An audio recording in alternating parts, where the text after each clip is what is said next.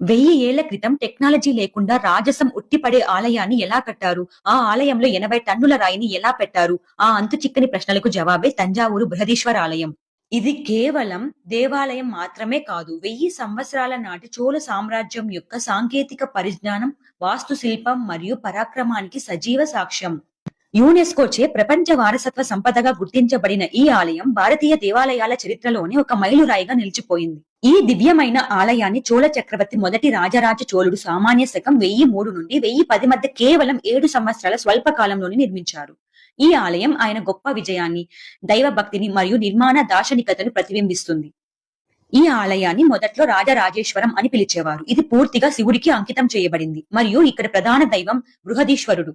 ఈ ఆలయం యొక్క అత్యంత ఆశ్చర్యకరమైన విషయం ఏమిటంటే దీని నిర్మాణం కోసం ఉపయోగించిన రాళ్లు ఈ ప్రాంతంలో గ్రానైట్ కొండలు లేనప్పటికీ వందల మైళ్ళ దూరం నుండి గ్రానైట్ శిలను రవాణా చేసి ఆలయాన్ని నిర్మించారు. సాధారణంగా ద్రావిడ శైలిలో కట్టబడిన దేవాలయాలు ఇసుక రాయితో నిర్మించబడతాయి. కానీ బృహదీశ్వర ఆలయం పూర్తి గ్రానైట్ తో నిర్మించబడిన తొలి మరియు అతి పెద్ద ఆలయంగా గుర్తింపు పొందింది.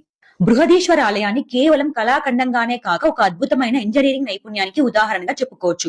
ఆలయ ప్రధాన గోపురం లేదా విమానం దాదాపు 66 మీటర్లు అంటే 216 అడుగుల ఎత్తు ఉండి ప్రపంచంలోని ఎత్తైన ఆలయ శిఖరాలలో ఒకటిగా నిలిచింది. ఈ శిఖరంపై ఒక భారీ ఏకశిల గుండ్రని రాయి ఉంది. దీని బరువు అక్షరాల 80 టన్నులు ఉంటుందని అంచనా. క్రీస్తు శకం 11వ శతాబ్దంలో ఎలాంటి అత్యాధునిక యంత్రాలు లేని సమయంలో అంత బరువైన రాయిని 200 అడుగుల పైకి ఎలా చేర్చారనేది నేటికి అంతుచిక్కని రహస్యం. సుమారు 6 కిలోమీటర్ల పొడవైన వాలు మార్గాన్ని నిర్మించి ఏనుగులు మరియు మనుషుల సహాయంతో ఆ రాయిని పైకి చేర్చి ఉంటారని చరిత్రకారులు అంచనా వేశారు. అంతేకాదు ఇక్కడ ఆలయ విమానం యొక్క ప్రధాన నీడ మధ్యాహ్న సమయంలో భూమిపై పడదు. ఇది చోళ వాస్తు శిల్పుల ఖచ్చితమైన నిర్మాణ నైపుణ్యానికి నిదర్శనం.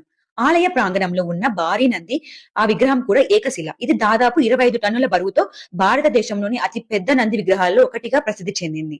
ఆలయ గోడలపై చోళుల నాటి గొప్ప శిల్పకళా వైభవం కనిపిస్తుంది. ప్రధానంగా భరతనాట్యంలో చెప్పబడి 81 రకాల భంగిమలు ఇక్కడ చెక్కబడ్డాయి. ఈ శిల్పాలు భారతీయ కళాకారుల ప్రతిభకు అద్దం పడతాయి. ఈ ఆలయ నిర్మాణం కోసం సిమెంట్ లేదా ఇతర సంధానికాలు వాడలేదు. రాళ్లను ఒకదానితో ఒకటి అనుసంధానించడానికి లాకింగ్ టెక్నాలజీ లేదా ఇంటర్ లాకింగ్ సిస్టమ్ ను ఉపయోగించారు.